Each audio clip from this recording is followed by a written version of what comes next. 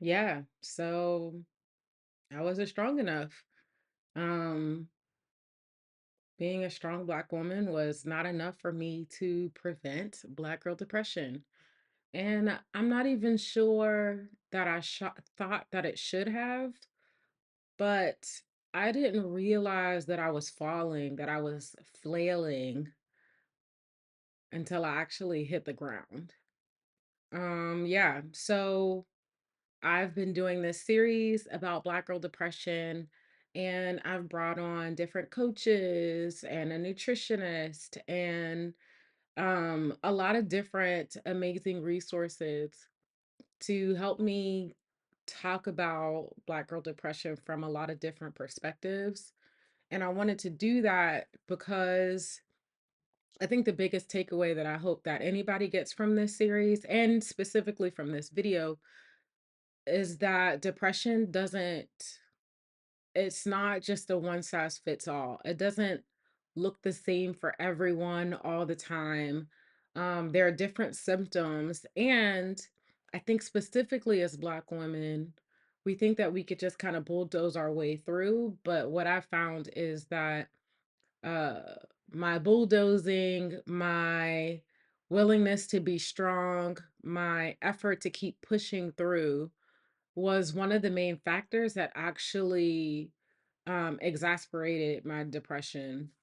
And it wasn't until I gave myself permission to rest and to deal with the things that I was feeling and to take a step back that I finally found some freedom.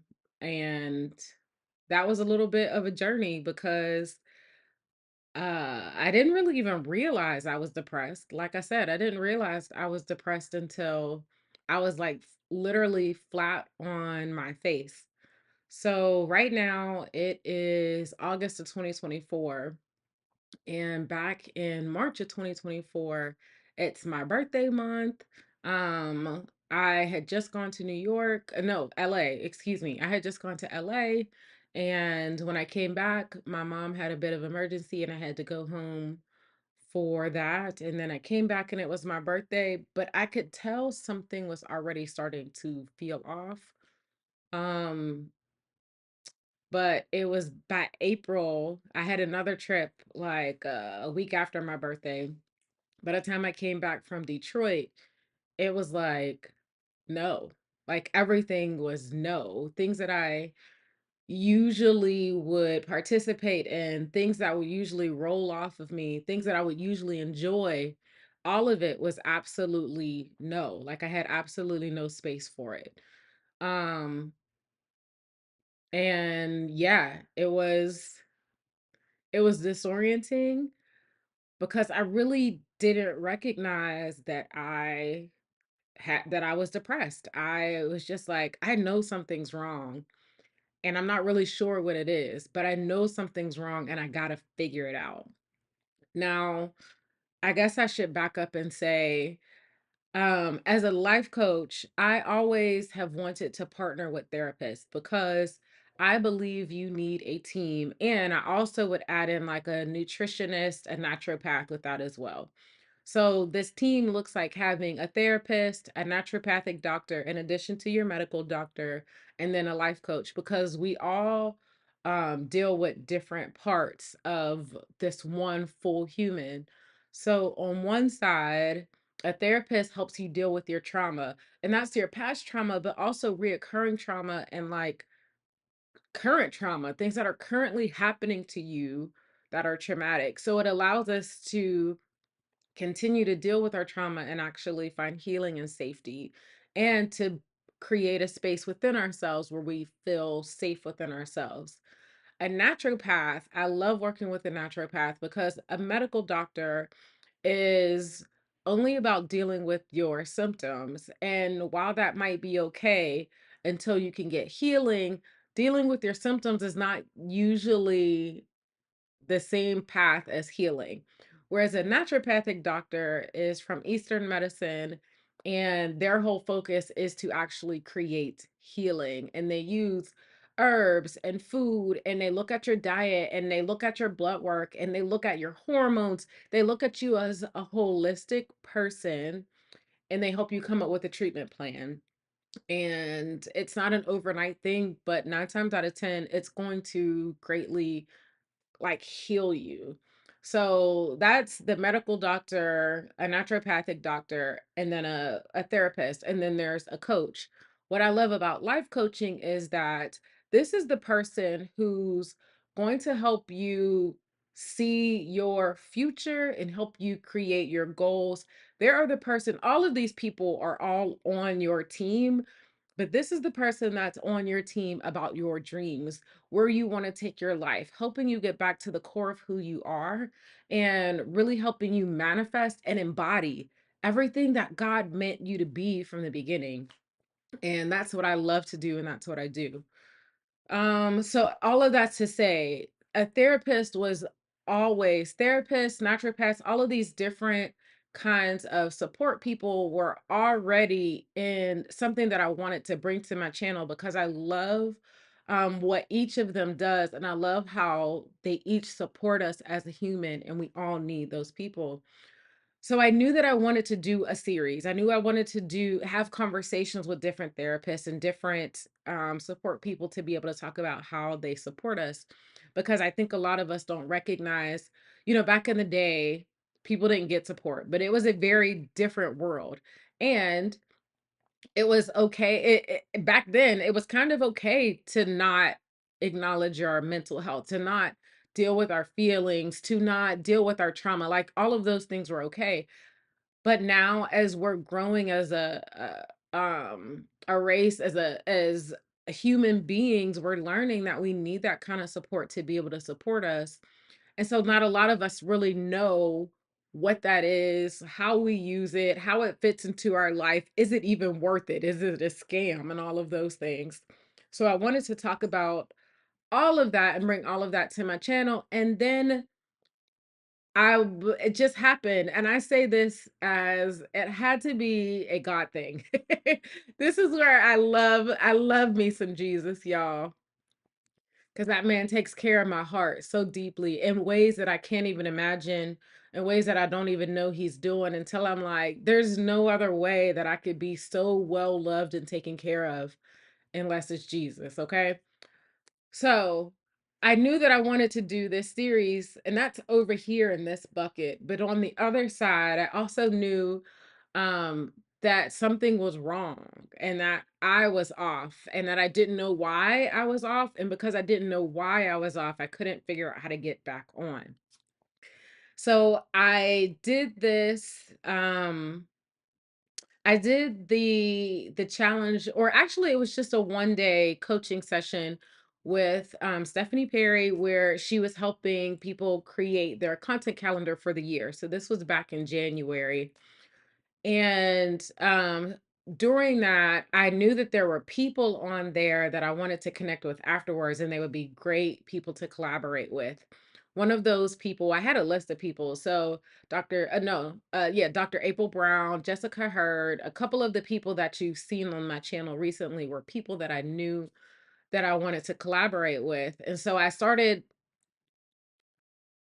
don't know how I came across, I was looking for different topics to that's what it was. I was looking for different topics to talk about with therapists, and I came across the video, Black Girl Depression by GMA, Good Morning America.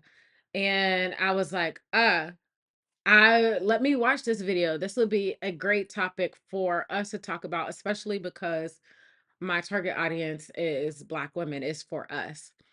And so I'm watching this video and I'm taking notes. I'm like, man, this is good. And as I'm listening to the different symptoms, first they talk about like the stigma around, mental health.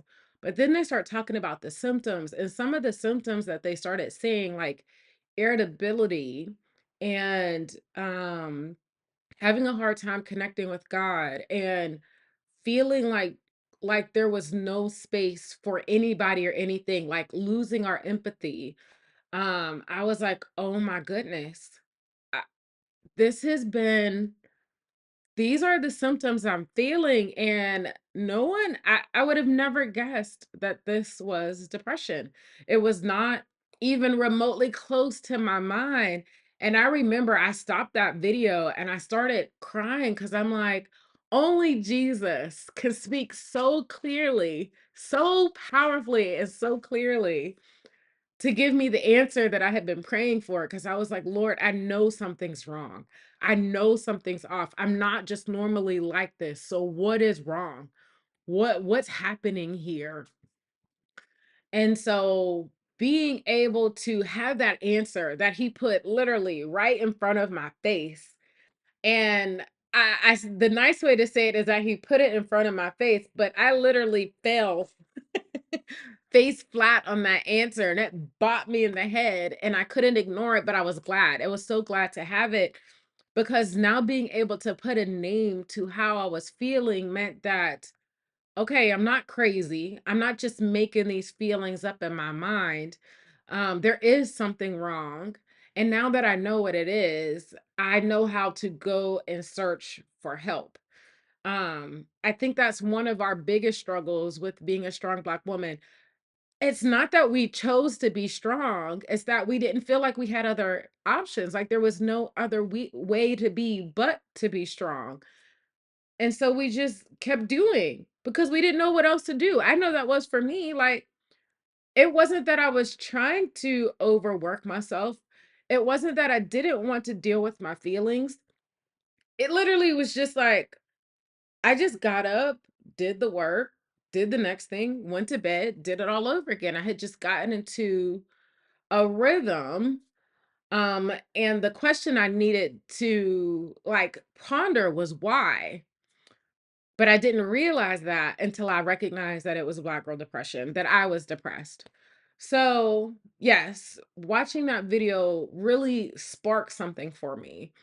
And once it sparked that for me and I started doing the research, luckily I had been through a situation that was very depressing, which is you would be surprised. While I was on that year-long mission trip, I had of a lot of situations that caused a lot of depression, not to mention a lot of my childhood trauma and things came up during that time as well. I can't say that the missionaries there were able to support me. That they were not. But I did have pockets of people, like one person here, one person there, and a lot of resources that came through my experience at that time that really helped me to learn how to process my emotions, how to make space for them, how to acknowledge them. It was the first time I had someone tell me that some of the things that I went through as a child, that they were sorry that it happened to me, that that doesn't happen to everybody. Because in my mind, my story was just like everybody else's. And in some way it's in some ways it is, but in a lot of ways it wasn't. And even if it is like somebody else's story, no matter what, we still need to acknowledge that it's hard for each and every one of us and it affects us in each different ways. And so on that trip, I really learned how to process, have a conversation with God about all that was happening inside of me. And also mourning that the things that should have happened or how things should have been didn't happen that way. The purity that I should have received I didn't actually receive. And so in this same situation, I was able to take some of that learning and some of that experience and use that here in addition to finding other resources and literally the Lord putting this series of conversations with different support team people, like different support people right in front of my face. And it was so huge for me. Let me tell you, on one hand, it was extremely terrifying to say week after week after week in front of a camera that I'm depressed and that I'm telling people this while I'm also trying to build a business. There was this little gremlin in the back of my mind that says, "Why would anybody want to work with you if you're depressed? How could you be going after your dreams if you're depressed? why are you telling people all your business? Why are you opening yourself up to this kind of scrutiny? And while that little gremlin was in the back of my mind, I had to tell that sucker, listen, be quiet, be quiet. Because Jesus put this right in front of my face. And I believe that sharing this story is going to be not only healing for other people, but it's definitely going to be healing for me. So I had to silence that little gremlin. And I've been so grateful. All of those fears, none of those things have happened. Not only that, I have had other people say, I'm glad you shared, and that has been great for me. At the end of the day, even if nobody said that, this experience has been great for me because being able to name how I felt gave me permission to acknowledge that I need help. And it has been a really huge step, and no longer in my journey to quit being a strong Black woman. It's been a huge step in that, and I'm very proud of that. I think it's so worth it, and I'm grateful for being able to take that step. And while I don't want the next step to be as dramatic as this, I'm excited for the next step because this has created an even deeper foundation to quitting the strong Black woman trope. I don't have to be endlessly strong. I can say that I'm not okay. I can say that I need help. I can say that I need a therapist, that I need a coach. Even as a coach, I still work with coaches. Are you serious? That I love working with my naturopath, and that having this team of people has been the support that once I knew what was wrong, it allowed me to pull out of the depression that I was feeling. I can tell you it helped me pull out so much sooner than if I was trying to do this on my own. Once I really took a pause and took a look back at all of my symptoms and really did some more research about um how depression manifests and noticing how far back my symptoms had happened, I had actually been depressed since early if this year is 2024, I had been depressed since probably early 2023. I'll say maybe like January, February. I remember in January, February of 2023 just crying, bawling my eyes out like and thinking that, oh, I just needed to do this one thing. And that was probably part of it. And I don't think I was at ground zero, but I was at the beginning of my depression and I didn't realize it. And had I been able to realize it then, gosh, it wouldn't have gone on almost a year and a half, almost a year and a half. And some of the decisions that I made while being depressed, that really did not work out the way that I would have wanted, could have gone a lot better because some of the decisions that we make when we're feeling desperate, when we're feeling the decisions that I made because I was feeling desperate, because I was struggling with anxiety, because I was feeling like I needed to do more. I was feeling like I needed to push through. I was feeling like I should be farther along. Man, I had so many obsessive feelings that were causing shame that I thought that I was dealing with, but I think that now looking back, I was really just stuffing them and stuffing them and stuffing them and stuffing them until, like I said, I found myself flat on my face, and that's because all of them exploded out. So I share all of this to say, um, I want to kind of bring some practicality to. And if you've been with me anytime, you know that I like to make this practical. Yes, I'm telling you my story, but I want to also help you hear how to use it, so that you can take something out of this and not have to go to the extremes or the extent that I went to get help. Now that let me say that by saying, or let me pause and say, if you've tried these things and you're still feeling it, like, first of all, you should be getting a support system no matter what. The things that I'm about to share are not about doing this without therapy or without a therapist, without a nutritionist or a naturopath, or a coach. Like I'm not suggesting these things to do instead of those things. I'm saying to do these things in addition to getting those pieces of help.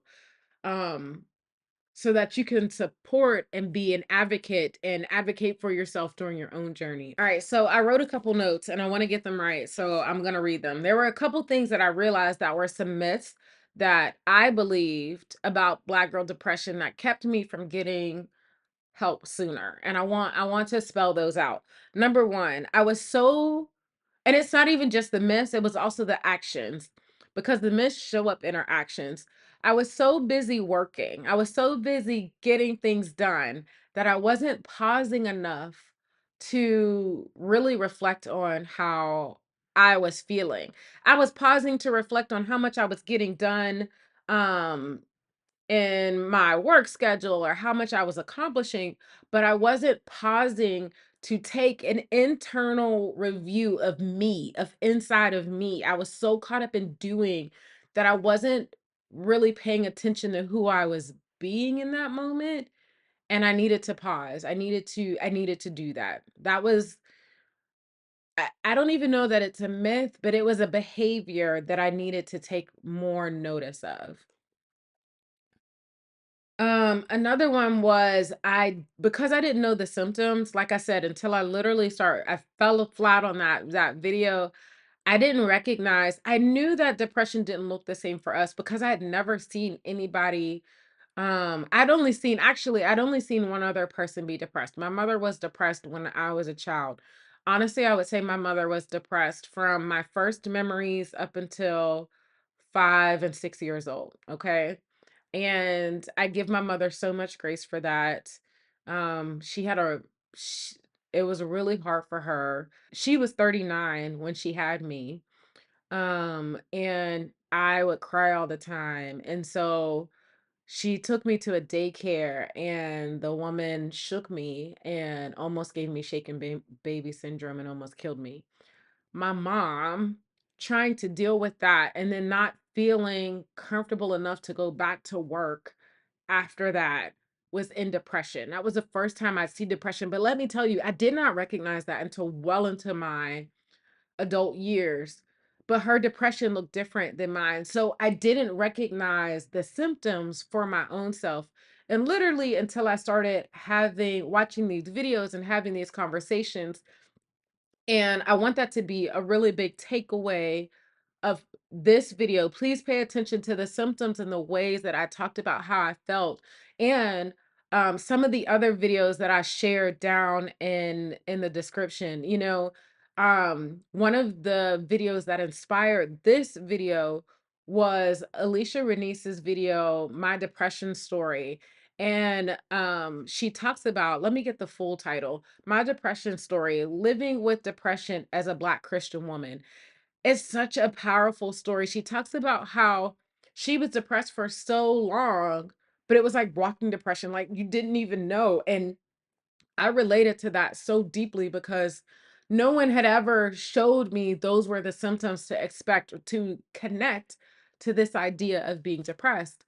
And so that was another thing that kept me stuck in depression because I just didn't know.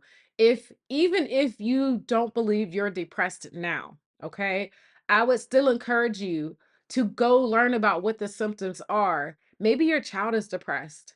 Maybe your mother is depressed. Maybe your sister, your aunt, or maybe you need to notice your depression in the future so that it doesn't get to the point where you're falling flat on your face. So, if I can encourage you, please just learn what it is and the different ways that it can manifest so that you can be cognizant and pay attention to it before it happens. Okay. Um, let me see. Mm. I already kind of talked about this, but another symptom that showed up for me, I had obsessive thoughts that really caused a lot of shame.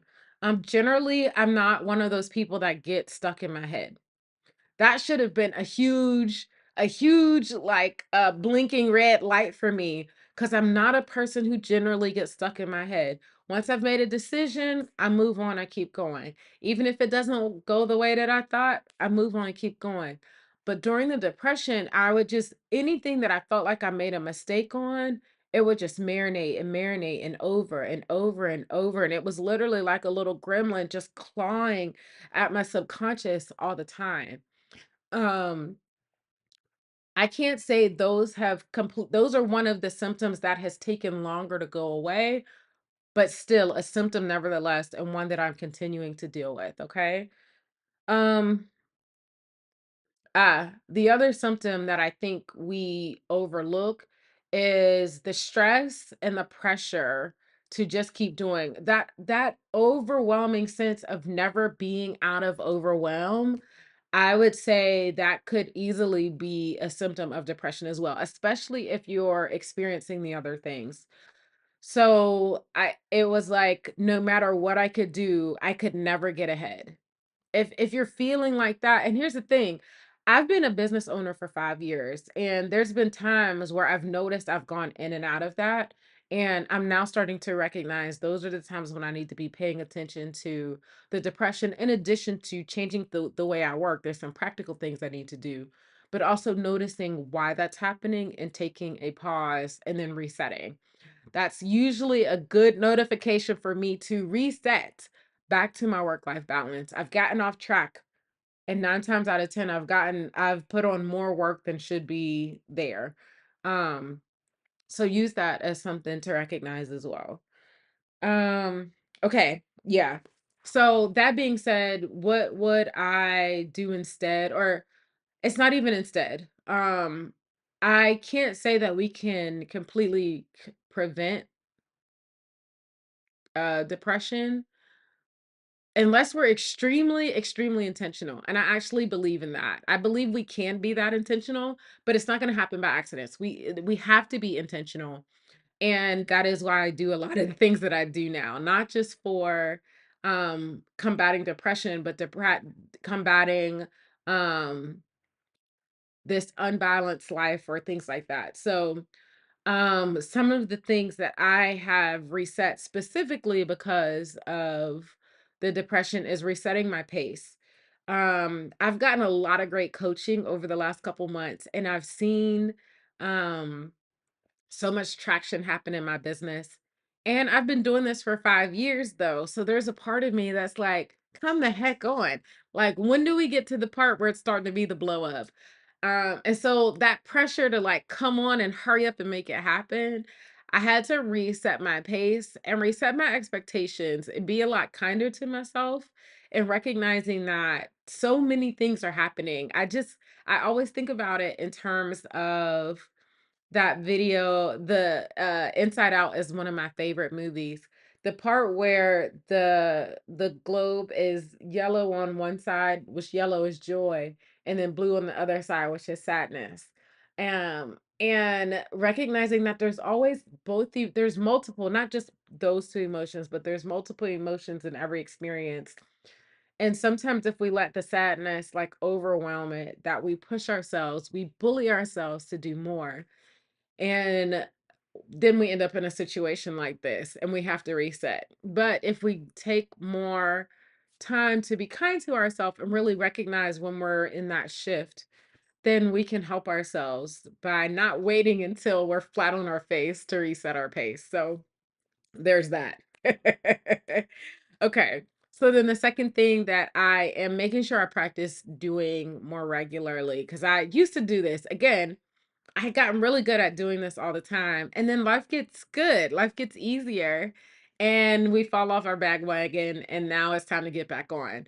So one of those things was I had gotten really good at making space to feel my emotions, and specifically to mourn when things don't go the way that I planned or the way that I thought that they would go.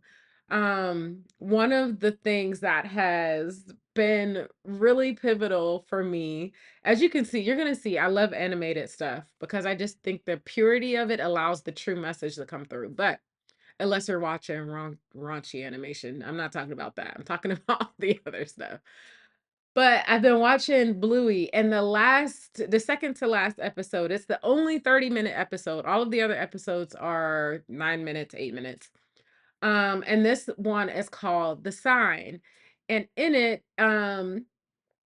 Bluey's family, her parents decide that they're going to move, and Bluey doesn't want to move. She wants to be able to stay where they are. She loves her house. She loves her friends. She loves all the things that she's become accustomed to.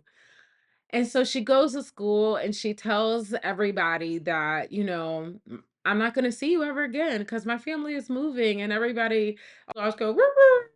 It's so cute. It's so sad.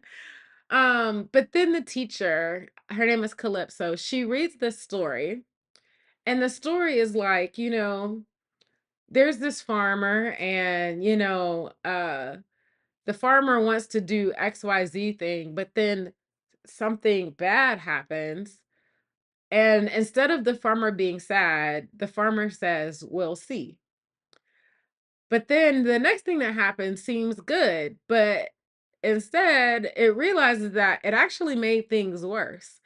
And so, what the story was coming down to say is that sometimes the things that we think are the worst things that can happen, the things that are derailing us, the things that are bad, are actually not that bad at all.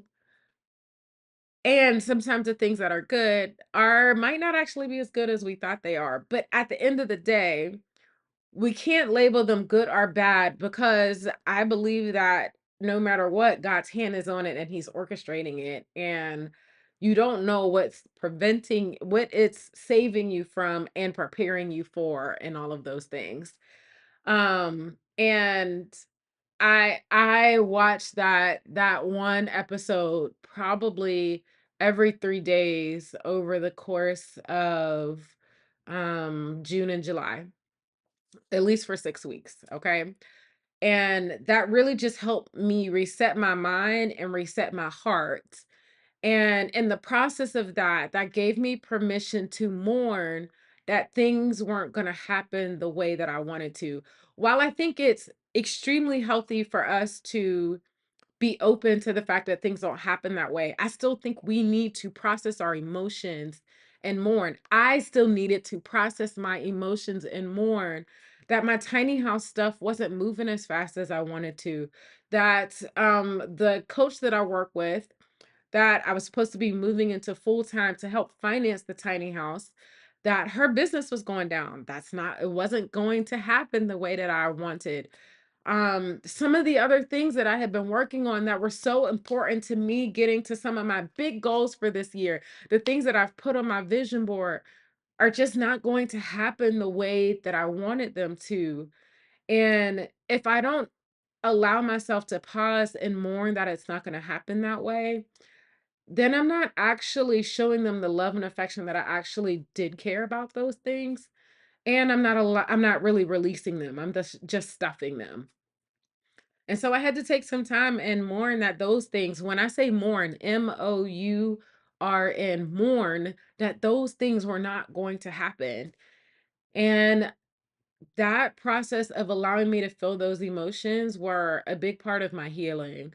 A big part of releasing my own daily trauma, and things not happening the way I thought that they would happen. And it was super freeing, and it also left space for me to continue to hope, because without doing that process, my hope was dying. It was dwindling. It was not as bright as it had been. And so I had to mourn those things so that my dreams could be refreshed and reinvigorated and rejuvenated for me to keep dreaming about them. And I have not let them go. I still am so excited about my tiny house, and I am going to be doing a series about it. So, yes, that was really, really huge for me.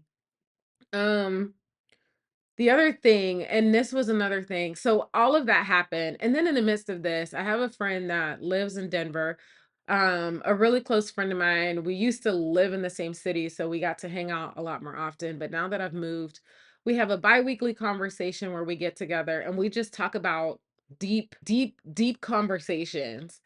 And I was telling her about something, about a conversation that I had. And she said to me, "You know what? You could take this or leave it, but I think what I just heard you say, in another way of looking at it, I think you're really protecting your heart right now. And I think the way to actually heal that part of you and not be so wound up about it is to talk to that 5-year old, that 9-year-old self, your younger self that is hurting and that feels really like they need to be armored up, and let them know that you're okay, and let them know that they don't need to they don't need to hold so tight, and that you are going to protect them. And that was so huge for me because I didn't realize I have been really intentional about choosing to not be on all the time, about choosing to not have to armor up. And I didn't realize that I had picked that armor back up. In the midst of being depressed, I had gotten scared that my fears had really started to overwhelm me, and I had gotten back to really being overprotective of myself. And here's the thing about that. It's not that protecting ourselves is bad. It's not that protecting myself was bad. It was that the way I was protecting myself wasn't just keeping the bad out. It was also keeping the good out. It wasn't allowing the good to come in. And I needed the good. I needed the good to reset me. I needed the good to get me back to my joy, to get me back to my peace, my love, my happiness, all of the things that I'm so passionate about having. But I was so guarded that I was letting absolutely nothing in. And when she said that, again, being able to put the name to what it is, it was like my whole spirit was like, ah, that's what it is. I didn't even realize it. I knew my tone was different. I knew that I was coming out of the depression, but still my tone was different.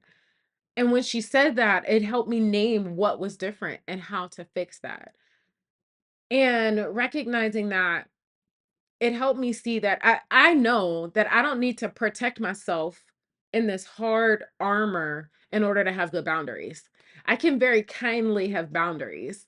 But I wasn't doing that. I was just protecting myself. It was just a straight up shield. And so that allowed me to go put the shield down and get back to just taking good care of my heart and protecting my and having boundaries and love for my heart without keeping out the good and all of those things. So, yeah, that third thing was really taking a step back to reopen my heart and take off the armor so that the love could get in just as much as keeping the pain out. I think boundaries do that well.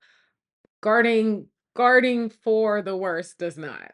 The other thing that I want to say, once I went through all of those steps and started finding my way, I like to imagine it as I was sitting down with my knees and my chest and my arms around them in a room full of smoke. And um I couldn't find my way out of the smoke. That's how I imagine depression, okay? But these things as they started happen as I started finding healing through those different things, that smoke started to clear. And once that smoke started to clear, that allowed me to get back to one of the things that, regardless of whether I'm feeling up or down, has always been the foundation that once I found it has been uh the most loving thing that I could ever have for myself. And that is called my power statement. I'm sure you've never heard that before, but it's something that I help my clients do within my program because I found from my own experience that it has been the most valuable thing to always bring me back to the definition of who I am and how God created me to be without the mud, without the shame, without the muck, without the depression, without all the other things that have tried to block me. And so my power statement is a compilation of, three of my characteristics, my three most important characteristics and how I want to live them out. It's a compilation of my why statement, my values and how I live those out, um, and then who I want to be known as. And what I do is I bring all of those things together in this really beautiful, concise statement that I can come back and read and see myself how Jesus sees me. And it is always so it is always so refreshing and so kind every time I use it. But again, inside of that smoke, I couldn't find it. I didn't even think about it being a thing. So now that I'm stepping out of that depression, I've been resetting myself with that, and I would like to read it to you. All right, so here it is. It says, "Because I am an encourager, wise, and a visionary, I will choose to say hard things and see the potential and catch it by seeking to create a safe space for dreamers, for Black women to choose what success looks like so that they can build and live a fully fulfilling life." That's my power statement. Now, I want to take a second to show you how I have this because yeah, it's been one of my favorite things that I love doing in my coaching program, and I just think it's worth sharing. So, taking a look, there's two different documents that I have here. This is one of the things that I help my clients create. We create this in the first phase of my program. There's 4 phases. So at the end of this first phase, we take all the different pieces that we've created from the characteristics of who we are, how we live them out, our values. We put them all on this document, which I love to call a mosaic of me. And ideally, I want to have this put to get a calligrapher to make this into a pretty document, but I'm not going to do that until I move into my tiny house so that I know the colors and all the things. So right now, it's just in Canva, but I'm going to share it with you anyway. So the full document looks like this. It's going to be a poster size, but the mosaic of me is all the different pieces of who we are on one page so that when we need to reconnect back to that definition, it's front and center. Okay. So let me read you the extended version. I am an encourager, wise, and a visionary. And let me just pause here and say, when I say wise because I believe a wise person is not a person that knows everything, but a person who has made tons of mistakes and has learned from their mistakes. And let me tell you, I have made tons of mistakes, but I've learned from my mistakes and I've learned how to put that into practical ways to help other people not make the same mistakes. So that's what I mean by wise, okay?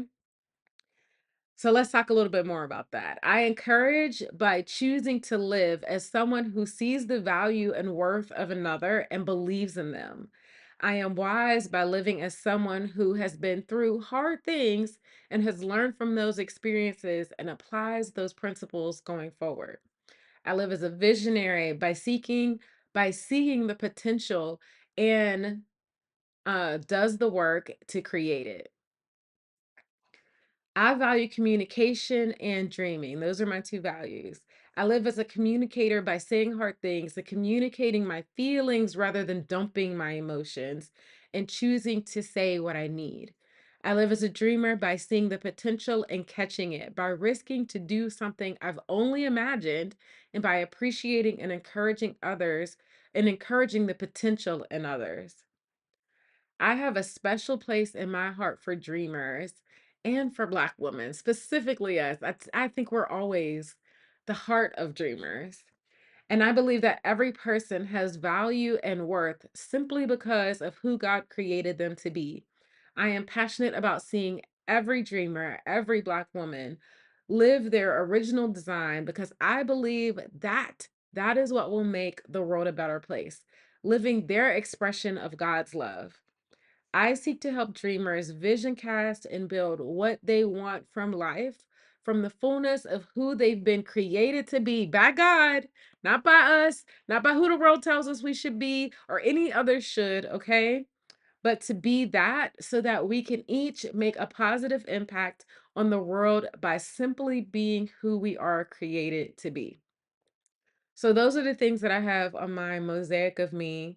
And then this I had put in, this was the worksheets, the original worksheets that I did, gosh, back in 2019, where I started writing all of these things out.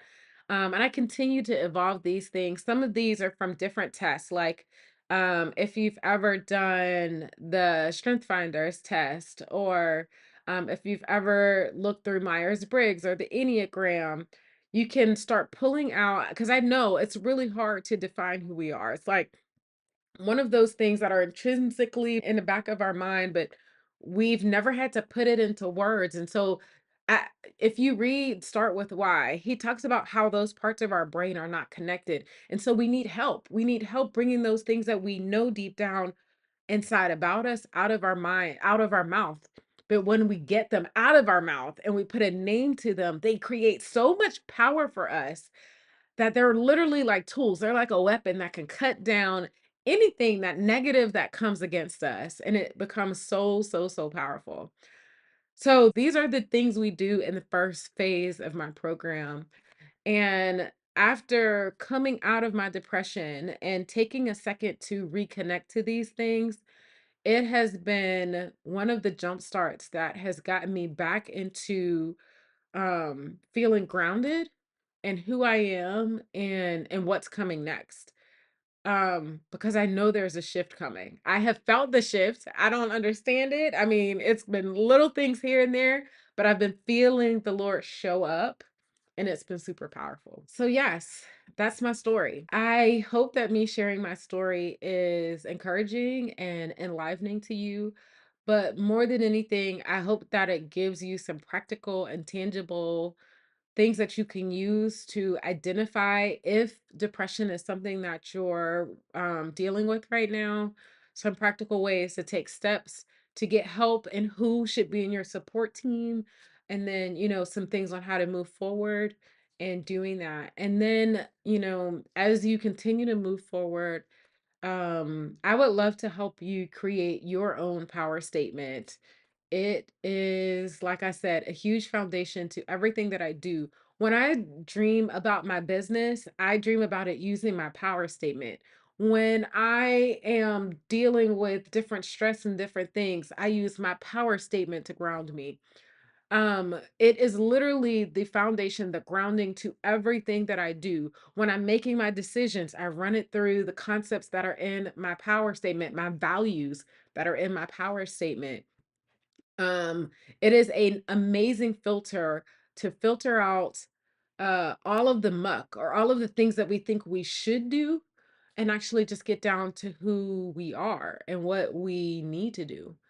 And so, if you would like to create your power statement, if that's something you're interested in, I would love to get on an exit plan call with you to talk about where you're at right now and what it would look like for us to do this together and answer any questions that you might have. But at the end of the day, even on that call, I want you to leave that call feeling supported and feeling like you have a plan to move forward, regardless of whether you decide to work with me or not. So get on the call. Let's have a conversation about, where you are, where you want to be, and how we can work together to make that happen. But no matter what, giving you a plan of next steps so that you know what you're looking for and you can take your steps to move forward. So, in case you don't know who I am, hey, I am Rashadat, your dream strategist, and I help Black women, I help us quit being strong Black women and redefine who we are beyond work, because work is not the most important thing about us.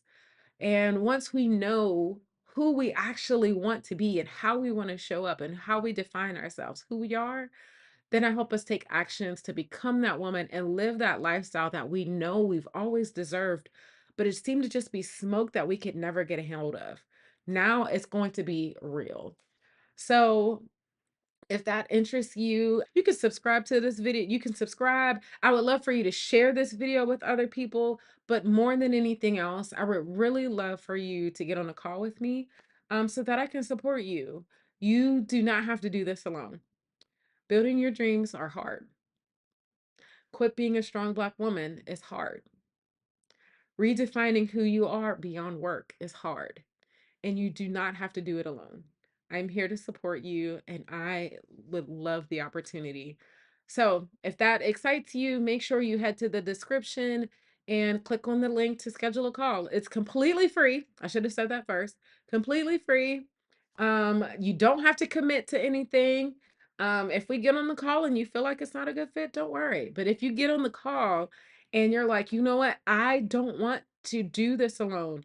I don't want to spend another minute, being stuck in this place where I'm at. If you're ready to take action, then we are going to get it on and popping.